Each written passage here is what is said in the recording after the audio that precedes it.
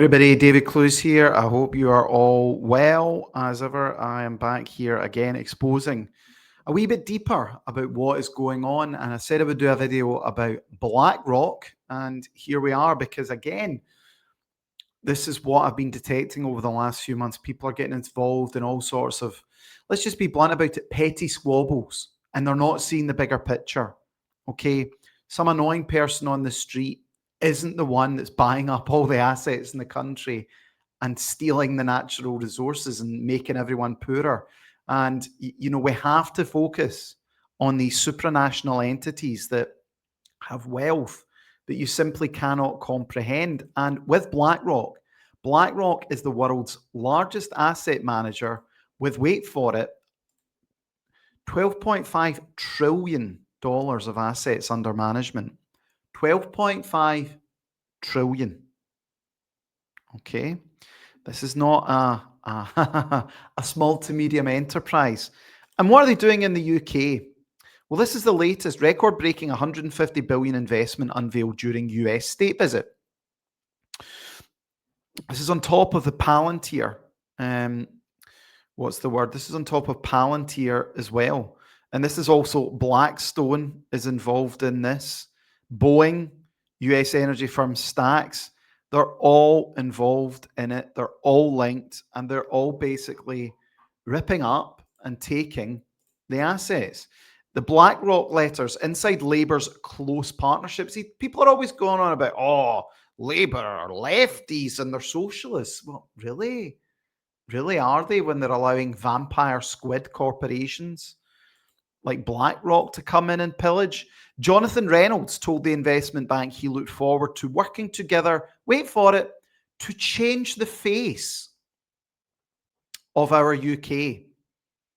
Senior executives in BlackRock, one of the world's most controversial companies, sat down opposite Keir Starmer. The government's laser focus on private investment, leading to a reliance on BlackRock. The meeting was between Starmer, Reeves, Investment Minister Poppy Gustafsson, and several members of BlackRock's board. Larry Fink made a star turn at Labour's investment summer last October as well. They write personal letters to other. Angela Rayner was, of course, pictured with Larry Fink laughing at that. I'm determined to deliver growth, create wealth, and put more money in people's pockets. This can only be achieved by working in partnership with leading businesses like at BlackRock to capitalize on the UK's position as a world-leading hub for investment. There he is with Rachel Reeves, and there is, of course, the eponymous Larry Fink. Great post here by the account at European Pow.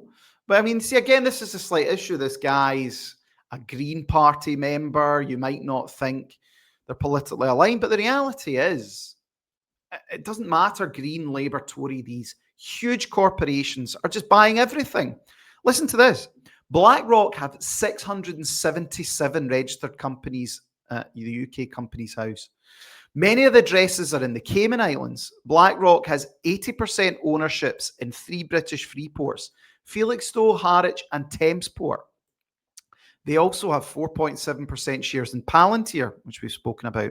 Palantir have 24 contracts with UK public institutions, the NHS, the Ministry of Defence, Police, Cabinet Office, Coventry City Council,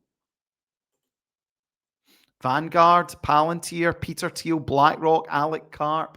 As I said, they're all linked. This is what international capital looks like. This is what international finance does.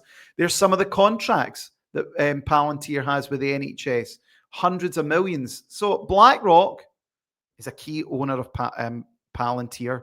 BlackRock is investing in everything.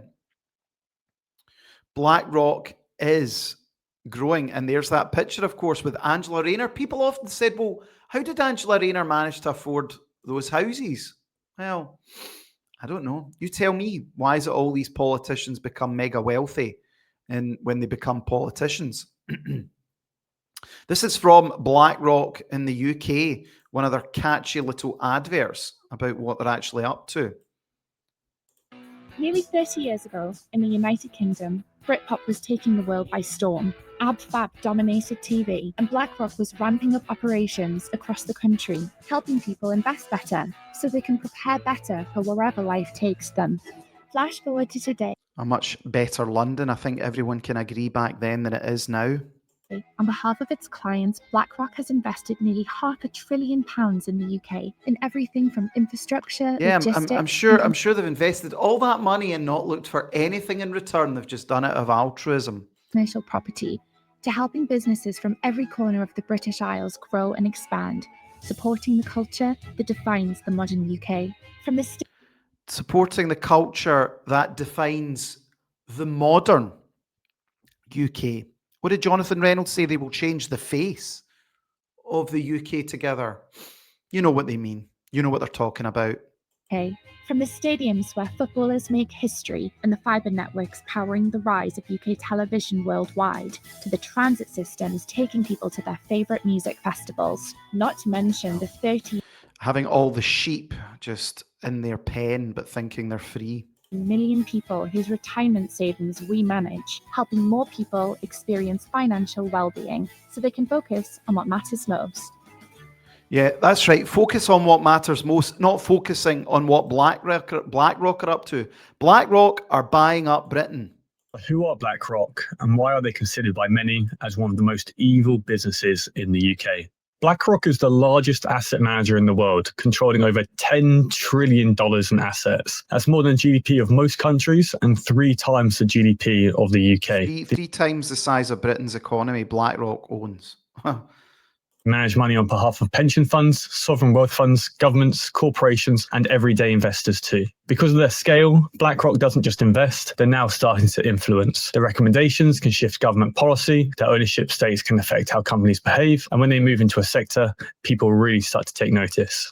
BlackRock pretty much invests in anything and everything, from tech stocks to government bonds, to Fortune 500 companies, and now the residential sector within the UK too. And I mean, this is the big thing as well. I've been doing a lot of work on why is birth rates collapsing, because so many people, they can't afford a house. But someone is profiting with these extortionate house prices. So who's profiting? £1.4 billion recently being allocated to residential development. Now, as this is a property YouTube channel, let's look into this further and see what it all means. The UK is in a housing crisis, with house prices being at all-time highs, rents being at all-time highs, and affordability being at all-time lows. Now, since COVID, we're supposed to be delivering 300,000 houses each and every year, but we haven't come anywhere close to that. Again, what this video won't discuss, but I will discuss 5 million new people in less than 5 years. Simple supply and demand economics. There's your housing crisis. So with a huge undersupply in houses and a huge demand, how exactly is BlackRock investing in the UK property market? And what does that mean for us? As a large institution, BlackRock aren't buying up individual family homes. Their focus is far more strategic and scalable. BlackRock is targeting large-scale rental housing developments, what's often called build-to-rent. Or people in a lifetime of rent slavery to a foreign international capital usury-based company. BTR for short. It's also known as the Private Rented Scheme, or PRS for short. This model is all about creating entire communities of rental homes that are owned. 3 new towns being built in Britain. Who do you think's going to own them? Managed and operated by institutions for long-term income. BlackRock is investing in these schemes across major UK cities, often in partnership with large developers or housing investment platforms. They're not building these sites themselves, they're simply providing the capital to purchase and hold these properties for long-term income. See, and there's a story as old as time itself. They don't do the building, they create nothing. They merely provide the capital, which is mostly printed money anyway, counterfeited money from central banks, and they then own. A story that's often repeated.